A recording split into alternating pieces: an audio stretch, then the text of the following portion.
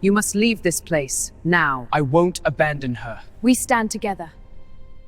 The queen heard my name and leapt to her feet, shouting, "He has arrived." Marcus Chen floated in the silence of space, his salvage chute reflecting the distant stars. Before him, a broken cargo hauler tumbled slowly through the debris field. It was just another day's work in the outer territories, where forgotten ships came to die, and salvage operators like Marcus came to make a living. "All right, let's see what you've got," Marcus muttered to himself as he fired his suit's thrusters. He approached the wreckage carefully, scanning for anything valuable. Fuel cells, navigation computers, maybe some intact engine parts. These were the treasures he searched for in the graveyard of space. His scanning device beeped. Something was approaching. Fast. Marcus spun around, and his heart stopped. A massive ship materialized from hyperspace, its hull gleaming with polished metal that seemed to shine with its own light. He had never seen anything like it. The vessel was 3 times larger than any human cargo ship, covered in intricate patterns that glowed with soft blue light. "This is the Imperial Escort Vessel Dawn's Promise," a voice spoke directly into his communication system. The translation was perfect, but Marcus could hear the alien quality beneath it. "We seek the human, known as Marcus Chen." That's me. Look, if this is about that mining permit near Sector 7, I can explain." "You will come with us immediately," the voice interrupted. "By order of Her Eternal Majesty, Queen Thessia of the Atheron Empire." This is not a request. The Atheron Empire. Everyone in human space had heard of them. They ruled almost 1,000 star systems, and their civilization was older than human recorded history. They were powerful, ancient, and they definitely did not send royal escort ships for random salvage operators. "I think you have the wrong person," Marcus said nervously. "We do not." The massive ship moved closer, and a docking tube extended toward his small salvage vessel. "You have 1 minute to board your ship and prepare for escort. Resistance will be considered an insult to the crown." Marcus had no choice. He jetted back to his ship, a small battered vessel he had named Lucky Strike. His hands shook as he climbed through the airlock. What could the Atheron Empire possibly want with him? The journey to the Atheron homeworld took 3 days.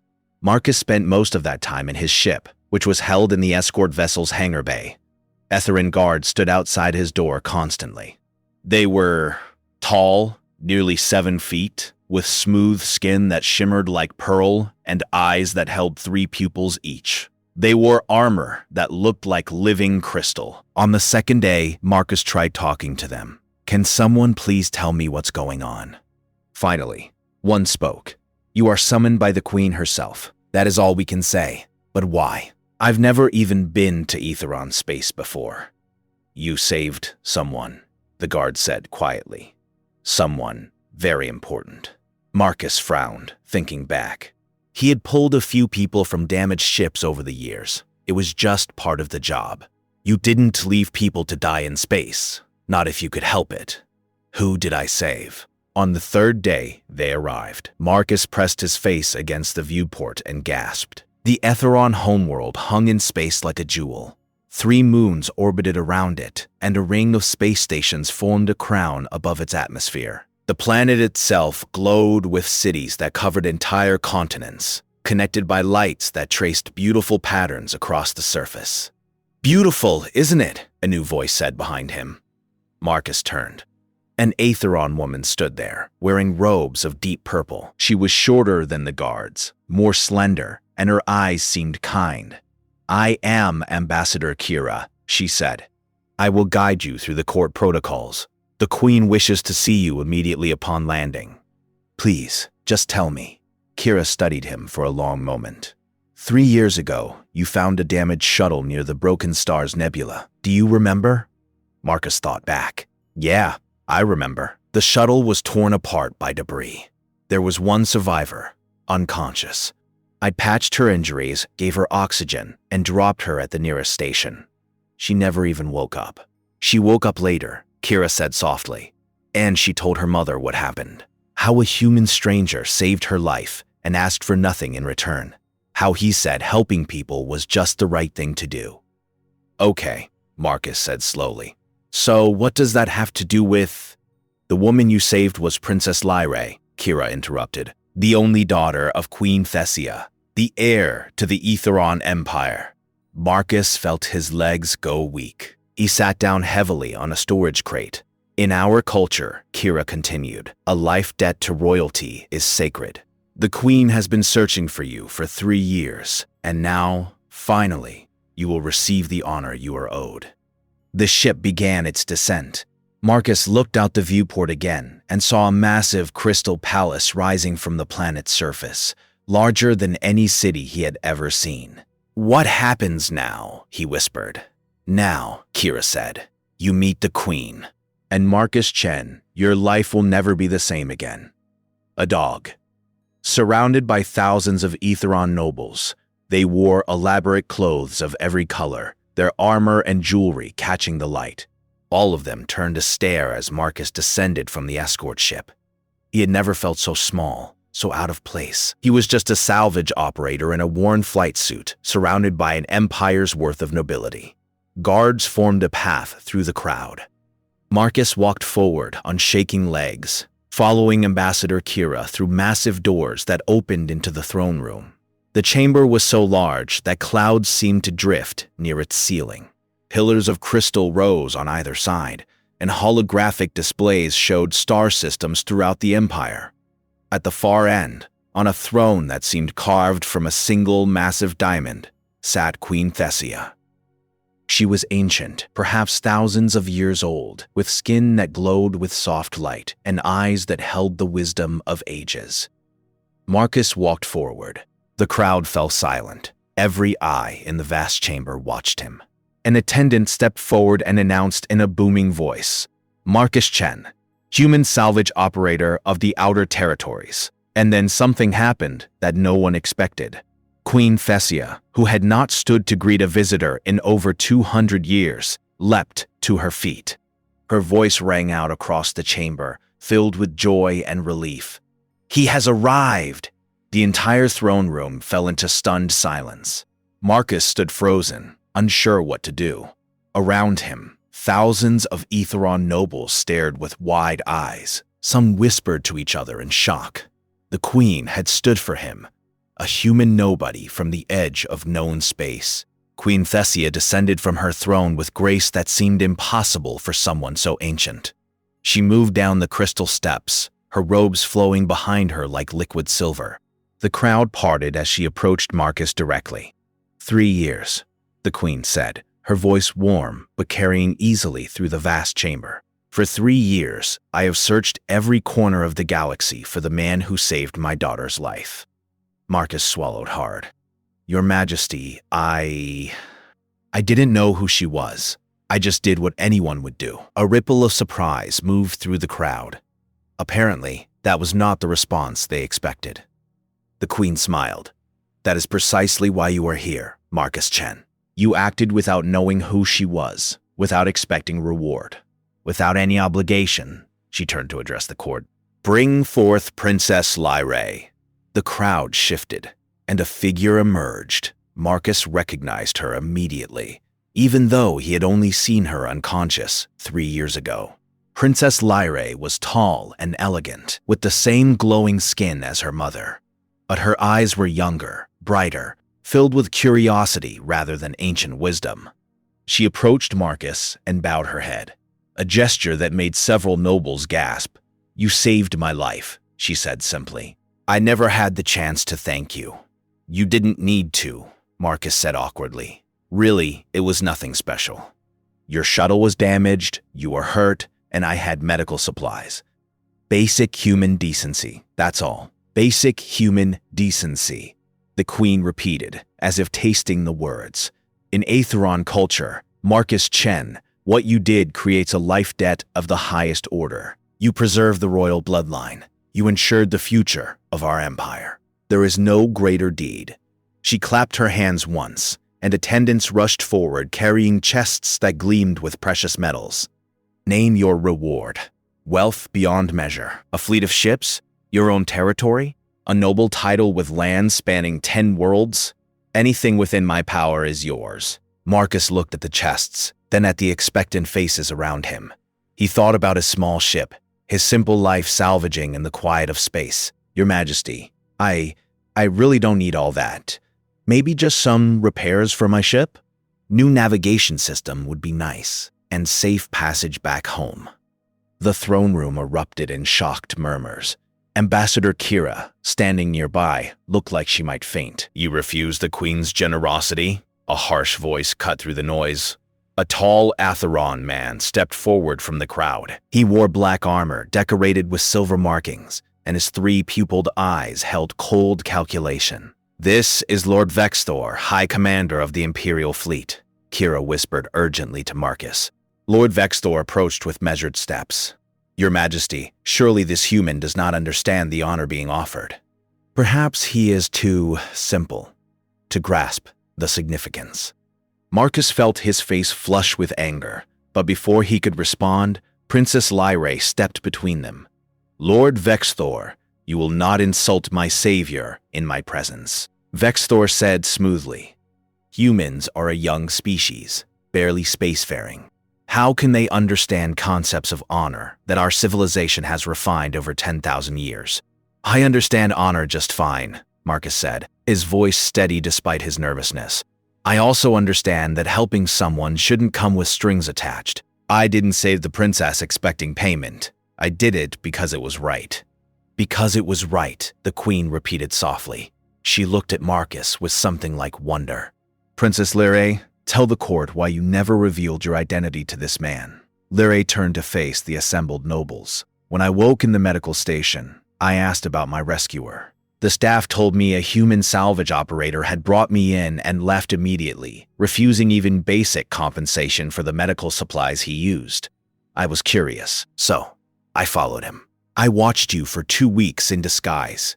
I saw you work. I saw you pull 3 more people from damaged ships. I saw you share your food supplies with the stranded mining crew.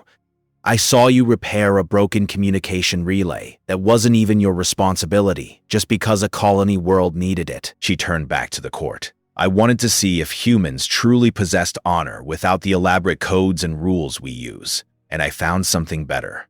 I found genuine kindness that expects nothing in return. Lord Vexthor's expression darkened. A touching story, but it proves nothing. The human acted on instinct, not understanding. Any creature can stumble into good deeds. You doubt his worth? The Queen asked, her voice suddenly sharp. I doubt that primitive emotions equal true honor, Your Majesty, Vexthor said carefully. The life debt is sacred, yes, but perhaps it should only apply to those who understand its weight. He paused, looking around the court.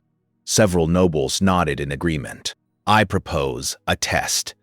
The Queen's eyes narrowed. Speak. The trial of the shattered throne, Vexthor announced. Gasps echoed through the chamber. Let this human face the same challenge that has tested our greatest minds for 2 centuries. If he succeeds, none will question his honor or humanity's worth. If he fails, Vexthor smiled coldly. The life debt is void, and we will know that humans are not ready for such elevated status among civilized species. Marcus looked at Ambassador Kira. What's the trial of the shattered throne? An ancient challenge created by the Empire's founders. A maze filled with deadly puzzles and tests. 47 of our best scholars and warriors have attempted it in the last 200 years. She paused. Only 3 survived, and none have solved it. Your Majesty, please, Lyrae said urgently. This is unnecessary. Marcus has already proven himself, but the Queen looked troubled. Lord Vexthor speaks for many in the court who doubt this alliance. If the human succeeds, it will silence all opposition. She looked at Marcus. I cannot force you to accept. The choice is yours. Marcus thought about his small ship and simple life. He thought about going home and forgetting this ever happened. Then he looked at Princess Lyrae, who had her mother's wisdom in her eyes. If I don't do this, Marcus said slowly, what happens to relations between humans and the Aetheron Empire? The Queen sighed. Lord Vexthor and his faction will block any meaningful alliance. Humanity will remain isolated, considered too primitive for true cooperation. Marcus looked at the floor, thinking. Finally, he raised his head. I'll do it, Marcus. No, Lyrae protested. I have one condition, though, Marcus continued. If this trial is so dangerous, I want proper training first, and someone to explain these puzzles to me. I'm not walking in blind. Lord Vextor laughed. The human wants help? How typical. The human wants to not die stupidly, Marcus shot back. That's called being smart where I come from. For the first time, Queen Thesia laughed, a sound like crystal bells. Agreed. You will have 3 days to prepare. Ambassador Kira and Princess Lyrae will instruct you. She turned to Vextor and Commander. If this human succeeds where your warriors failed, you will publicly apologize and support full alliance with humanity. Expected Bex multiply. As you command, Your Majesty. As the court session ended and nobles filed out in excited conversation, Princess Lyrae approached Marcus. You didn't have to do this. If there's a chance to help my people, I have to try, even if I'm scared out of my mind. Lyrae smiled sadly. That, Marcus Chen, is true courage. Come, we have much work to do and very little time. The preparation chamber was deep beneath the crystal palace, carved from solid stone that seemed to absorb light. Princess Lyrae and Ambassador Kira stood before a massive holographic display showing the layout of the trial of the Shattered Throne. Marcus stared at the complex maze of chambers and corridors. Each room glowed with a different color, indicating different types of challenges. This looks impossible, he muttered. It was designed to be, Kira said grimly. The Empire's founders created it as a test for future generations. They believed that solving it would reveal the wisdom needed to unite the Empire during its darkest hour. What kind of puzzles are we talking about? Marcus asked. Lyrae touched the display, and it zoomed into the first chamber. Mathematical sequences that follow Aetheron logic patterns, physical challenges that test strength and endurance, philosophical questions that require deep understanding of our culture. She looked at Marcus with worried eyes. Marcus, our greatest scholars have studied these puzzles for decades and still failed. Then maybe they're thinking about it wrong, Marcus said. He studied the display more carefully. I fix broken ships for a living. You know what I've learned? Sometimes the fancy solution isn't the right one. Sometimes you just need to find what's actually broken and patch it. Kira shook her head. This is not a broken ship. This is a test of intelligence and honor. Everything's broken if you look at it the right way, Marcus replied. The next 2 days passed in intensive preparation. Lyrae taught Marcus about Aetheron mathematical systems, their philosophy, their concepts of honor and duty. Marcus's head spun with information, but he absorbed what he could. On the morning of the 3rd day, Princess Lyrae made an announcement that shocked everyone. I will enter the trial with Marcus. Marcus spun around. What? No, absolutely not. It is my right, Lyrae said calmly. In our culture, when someone saves your life, you can bind your honor to theirs completely. If you die in the trial, I die with you. If you succeed, we succeed together.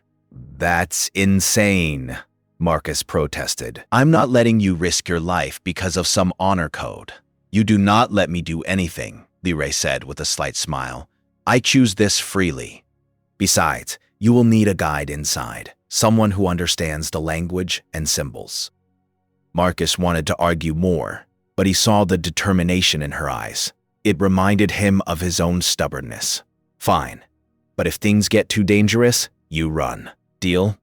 We will see, Lyrae said, which was not the answer Marcus wanted. The trial entrance stood in an ancient part of the palace, a doorway carved with symbols so old that even Aetheron scholars debated their meaning. A crowd had gathered, nobles, warriors, and common citizens who had heard about the human attempting the impossible trial. Lord Vextor stood near the entrance, his expression smug. Last chance to withdraw, human. No one would think less of you for admitting your limitations. I think plenty of people would, Marcus replied. Let's just get this started. Queen Thesia approached, her face grave. Marcus Chen, Princess Lyrae, know that I do not command this. You walk in of your own choice. May wisdom guide your steps. The doors opened with a deep grinding sound. Beyond them lay darkness. Marcus and Lyre stepped inside together, the doors sealed behind them with a boom that echoed like thunder. Lights flickered to life, revealing a circular chamber with walls covered in glowing symbols. First test, Lyre said quietly. Mathematical progression. We must identify the pattern and input the next sequence, or the floor drops away. Marcus looked at the symbols. They were beautiful, but made no sense to him. Numbers and shapes intertwined in ways that hurt his eyes to follow. Okay, talk me through this. What do you see? Lyre studied the symbols carefully. The sequence follows the pattern of eternal cycles. Each symbol represents a prime number multiplied by its position in the cosmic calendar. Then she trailed off, frowning. Something is wrong. The pattern breaks in the third rotation. What if it's supposed to break? Marcus asked. He walked closer to the wall, running his hand along the symbols. His salvager instincts were tingling. These symbols here, they're not carved as deep as the others. Like they were added later. That's impossible. This trial is 2,000 years old. But look, Marcus insisted. He pointed to several symbols that seemed slightly different from the rest. What if we ignore these? What's the pattern then? Lyre's eyes widened. It becomes simple, almost too simple. A basic counting sequence that any child could solve. She looked at Marcus. Why would the founders make it so easy? Maybe that's the test, Marcus said. Maybe they wanted to see if people would look past all the complicated stuff and find the simple truth underneath. They input the simple sequence. A moment. Nothing happened. Then the symbols glowed bright blue, and a doorway opened in the far wall. One down, Marcus said, though his hands were shaking. The next chamber was different. It was completely dark, except for a single path of light leading forward. Along the path stood 3 pedestals, each holding a different object. A sword, a book, and a simple clay cup. The test of value, Lyre whispered. We must choose one item to carry forward. Every previous challenger chose the sword or the book, symbols of strength and wisdom. Marcus approached the pedestal slowly. The sword was magnificent, glowing with inner light. The book looked ancient and precious. The cup was plain, cracked, worthless. What happened to the people who chose the sword and book? Marcus asked. The next chamber killed them, Lyre said quietly. Different traps for each choice. Marcus picked up the clay cup. It was rough in his hands, uneven, clearly made by an amateur. My dad was a potter, he said softly, before he became a ship mechanic. He told me that the most valuable things aren't the ones that look impressive. They're the ones that hold water when you're thirsty. Marcus, that cup is worthless, Lyre said. Maybe that's the point. Marcus carried the cup forward. The path of light extended, leading them to the next door. Behind them, the sword and book vanished. They moved through chamber after chamber. Each test was designed to challenge Ethron thinking, their love of complexity, their rigid honor codes, their emphasis on appearance and tradition. And each time, Marcus found a simpler, more practical solution that went against everything the Ethron expected. In one room, a voice asked them to recite the 100 sacred oaths. Marcus simply said, I promise to do my best. The door opened. In another, they faced a physical challenge, a wall too high to climb, with handholds too far apart. Previous challengers had tried to jump or show their strength. Marcus looked around, found loose stones, and built a simple staircase. You are solving these like a child would, Lyra said, though she sounded more amazed than critical. No sophistication, no elegance, just practicality. Is it working? Marcus asked. Yes, Lyra admitted. That's what's so strange. You are succeeding where our greatest minds failed. It was vast, with a domed ceiling that showed stars. In the center stood a pillar of light, and scattered around it were the remains of previous challengers. Armor, bones, personal effects. Marcus felt his stomach turn. How many people died here? 17, Lyra said softly. All of them brilliant. all of them brave. From the pillar of light, words appeared in the air, glowing in ancient script that Lyre translated. What is stronger than fate? Marcus and Lyre stood in silence.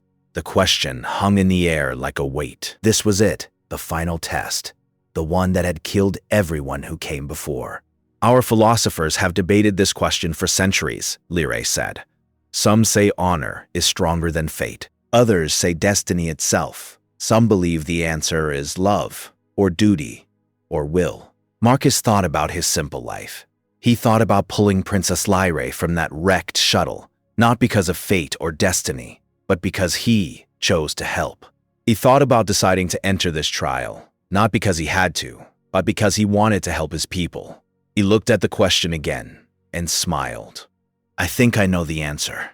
Marcus stepped closer to the pillar of light, his heart pounding in his chest. Princess Lyre stood beside him, her hand trembling slightly. Around them, the remains of 17 brilliant Aetheron minds served as grim reminders of failure. What is stronger than fate? Marcus read the question aloud again. He thought about everything he had learned in the past few days. The complex honor codes, the elaborate philosophies, the rigid traditions that governed Aetheron society. Every answer has been wrong, Lyre whispered. Will, honor, destiny, love, duty, all of them failed.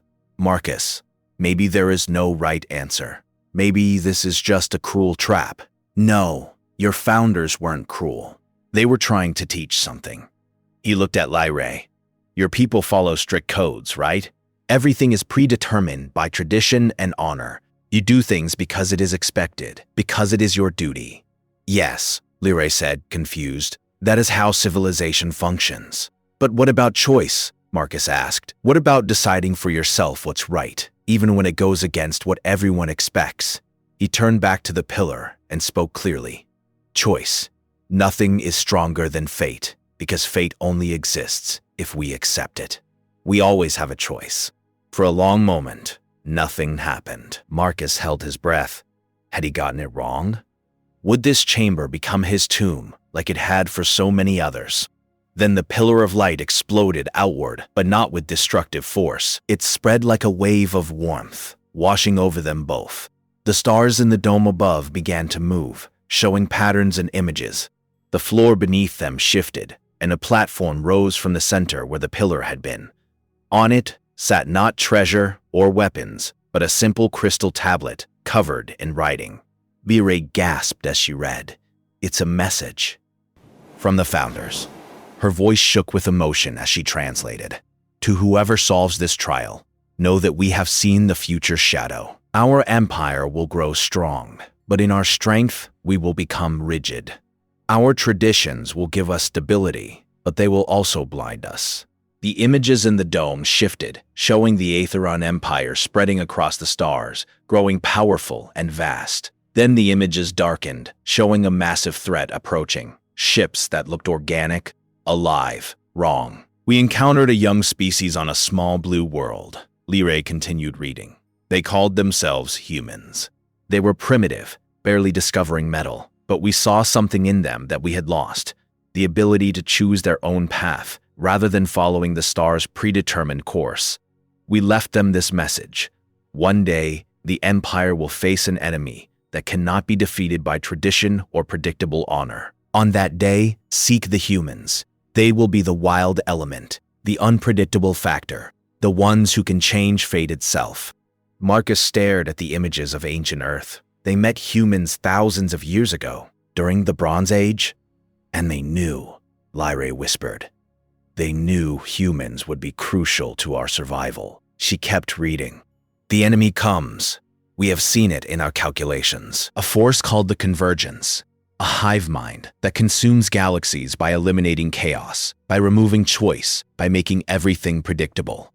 Against such an enemy, we will fail. But those who choose freely, who reject fate, who embrace uncertainty, they might succeed where we cannot. The chamber began to rumble, and a doorway opened, leading back toward the palace.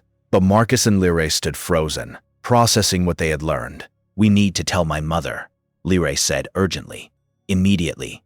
They ran through the opening chambers, retracing their path. The trial did not stop them. It seemed satisfied that its purpose had been fulfilled. They burst through the main doors into blinding sunlight. The crowd that had gathered erupted in shocked exclamations. Queen Thesia stood from her seat, her face showing rare surprise. Lord Vextor's expression was twisted with disbelief and anger. "They survived!" someone shouted. "Impossible!" Vextor snarled. "No one has ever... No, Mother," Lyrae called out, ignoring protocol. "We must speak privately, now. It's urgent." The queen saw the fear in her daughter's eyes and nodded. "Clear the court, all of you. Leave us." The nobles protested, but royal guards ushered them away. Within minutes, only Marcus, Lyrae, the queen, Ambassador Kira, and Lord Vextor remained. "Speak," the queen commanded. Lyrae explained everything. The trial's true purpose, the message from the founders, the warning about the convergence. As she spoke, the queen's face grew grave, and even Lord Vextor's hostility faded into concern. "The convergence," the queen said quietly when Lyrae finished. "We have encountered them 3 months ago, at the edge of our territory, a scouting force." Marcus felt his blood run cold. "What happened?" "We lost an entire battle fleet," the queen said. 200 ships. The enemy predicted every move we made, countered every strategy. It was as if they knew what we would do before we did it. She looked at Marcus. "Our military analysts believe they can calculate probable outcomes based on cultural patterns. They have consumed 40 other galaxies using this method. Species that follow predictable patterns are easily defeated, and we are extremely predictable," Vextor admitted bitterly. "Our honor codes, our traditional tactics, our rigid command structure, all of it makes our responses calculable. That's why the founders left the message," Marcus said, understanding dawning. "You needed someone who doesn't think like you do. Someone unpredictable." The queen nodded slowly. "Marcus Chen, I did not bring you here just to repay a debt. I was testing you, yes, but also hoping that humans could provide what we lack." She paused, her ancient eyes meeting his. "The convergence is coming. Our intelligence suggests they will arrive at our homeworld within days. We need your help. We need humanity's help." "I'm just one person," Marcus said. "I'm not a general or a warrior. I fix ships." "You think differently," Lyrae said. "You solve problems in ways we never consider. That's what we need." Alarms suddenly blared throughout the palace. Red lights flashed. A holographic display materialized in the center of the room, showing the space above the planet. Ambassador Kira's face went pale. "Your Majesty, multiple hyperspace signatures detected. The defense grid is tracking. Over 500 vessels." The display zoomed in, showing ships that looked like a nightmare fusion of metal and organic tissue.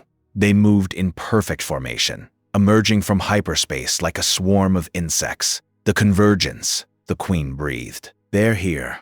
Days early." Lord Vextor activated his communication device. "All fleets, battle stations, prepare for..."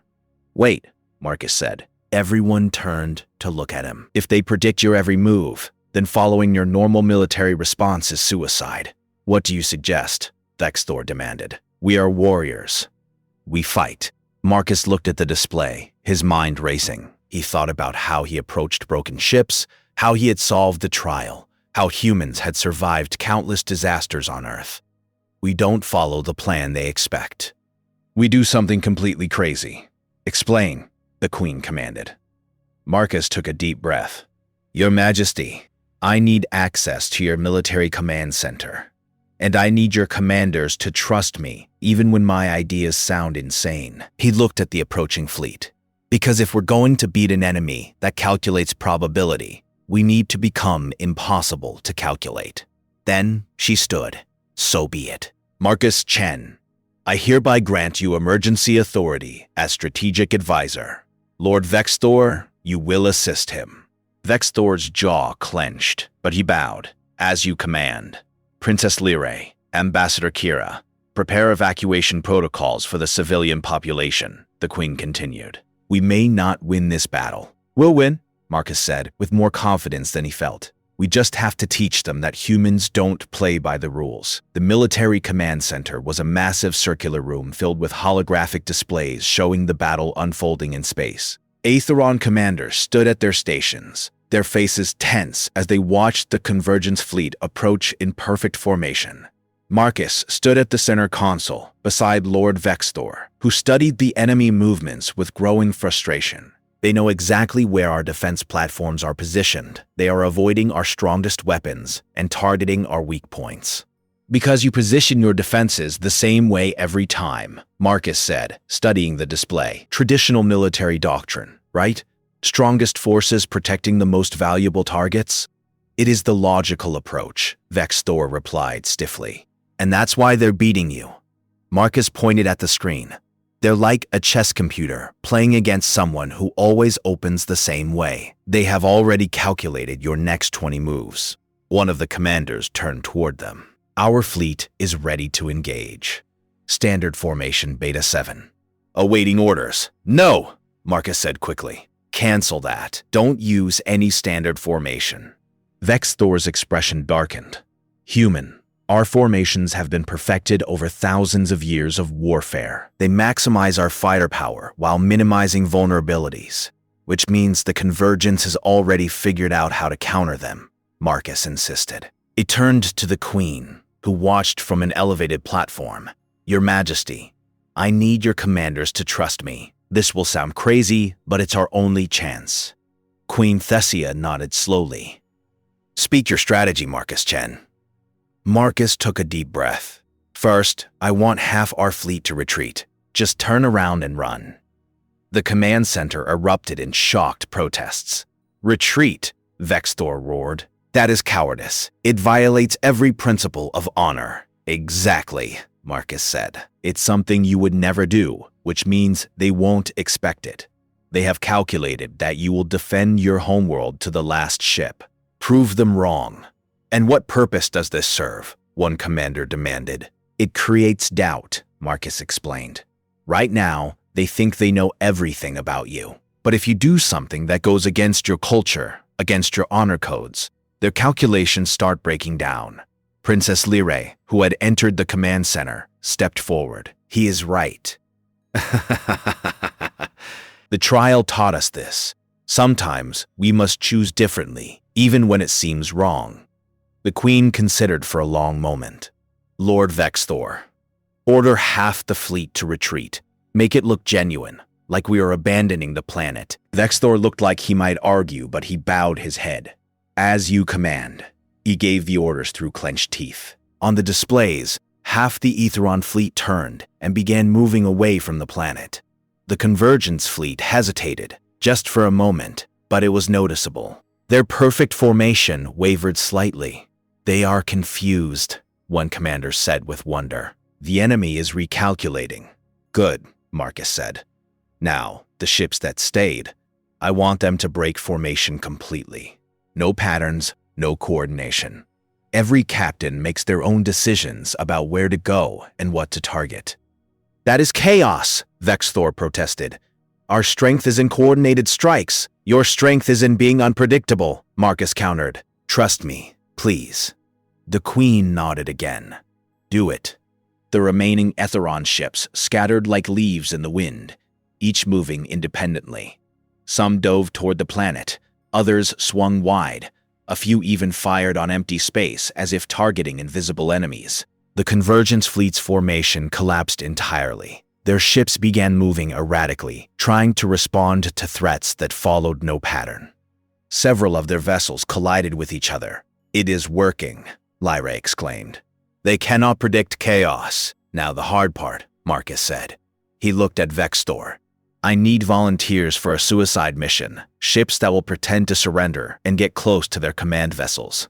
We do not surrender, Vextor said, but his tone was less hostile now. He had seen Marcus's strategy working. But we could feign defeat to draw them in. Exactly, Marcus said. Can you do that? Vextor activated his personal communicator. All ships, I need volunteers for a deception operation. High risk, probable death. He paused. For the Empire. Within seconds, dozens of captains responded. volunteering themselves and their crews. Marcus felt a lump in his throat. These people were willing to die based on his plan, a plan that went against everything they believed in. "Thank you," he whispered. The volunteer ships moved forward, broadcasting false damage reports and surrender signals. The convergence vessels, still trying to recalculate their strategy, took the bait. They surrounded the defeated Aetheron ships. "Now," Marcus shouted. The volunteer ships, which had been charging their weapons in secret, fired at point-blank range. The convergence command vessels, caught completely by surprise, exploded in brilliant flashes of light. At the same moment, the fleet that had retreated dropped out of hyperspace behind the convergence forces. They had circled around the planet using short jumps, appearing where no traditional military doctrine would suggest. The convergence fleet found itself trapped between two forces attacking from unpredictable angles. Their hive mind, designed to calculate probability and predict enemy actions, could not adapt fast enough to the sheer randomness of human-inspired tactics. "All ships, attack at will," Vex Thor commanded, and for the first time, there was excitement in his voice. "Show them the price of invading our home." The battle raged for 3 hours. The convergence fought desperately, but without the ability to predict their enemies' moves. They lost their greatest advantage. One by one, their ships fell. Finally, the last convergence vessel attempted to flee. The Aetheron fleet let it go.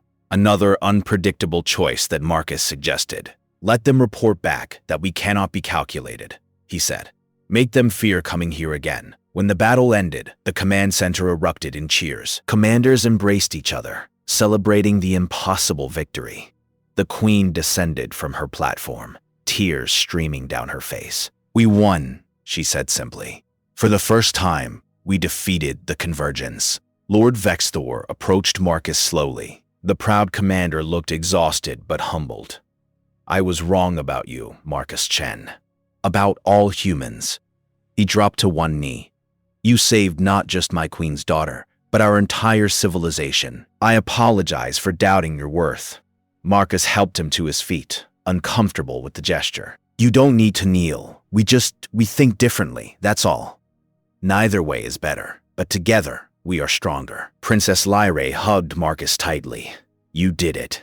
You taught us to choose our own path, instead of following fate." Quote, "Over the next few days, the Aetheron Empire and humanity forged a formal alliance. Marcus returned to his ship, the Lucky Strike, which had been repaired and upgraded beyond anything he could have imagined. But he turned down offers of land, titles, and wealth. "I am a salvage operator," he told the Queen at the farewell ceremony. "That is who I am. But now, I am also a bridge between our peoples." The Queen smiled and handed him a small crystal communicator. "This will always reach me, or my daughter, no matter where in the galaxy you travel. You are forever welcome in the Aetheron Empire, Marcus Chen. You have shown us that true honor is not in following rules, but in choosing to help others, even at great cost to yourself." Marcus looked at the communicator, then at Princess Lyrae, who stood beside her mother. "Take care of each other, and remember, sometimes the best answer is the simple one." "We will remember," Lyrae promised. "The Empire is establishing a council seat for humanity. We will learn from each other." As Marcus prepared to leave, Lord Vexthor approached one final time. "Human Marcus, if you ever need the might of the Imperial fleet, you need only call. We owe you a debt that can never be fully repaid." Marcus shook his hand. "Just keep being open to new ideas. That's payment enough." Quote, the Lucky Strike lifted off from the Crystal Palace, rising into the sky. Marcus looked back at the planet one last time, at the empire he had saved not with weapons or grand strategies, but with simple human unpredictability. He set course for human space, knowing that his life would never be simple again. But he smiled, because sometimes the right choice was not the easy one, and sometimes helping others was the greatest honor of all. In the throne room, Queen Thessia watched his ship disappear into the stars. "The founders were right," she said softly. "Humanity is exactly what we needed, not because they are stronger or smarter, but because they remind us that we always have a choice." Princess Lyrae nodded, holding the crystal tablet from the trial. and now we choose to stand with them. Together, we will face whatever comes next. Austria, the Etheron Empire, and humanity had found each other at the perfect moment. And across the galaxy, the Convergence retreated, reporting back about a new variable in their calculations, a species that could not be predicted, that chose chaos over order, that valued freedom over fate. Humanity had arrived on the galactic stage, and nothing would ever be the same.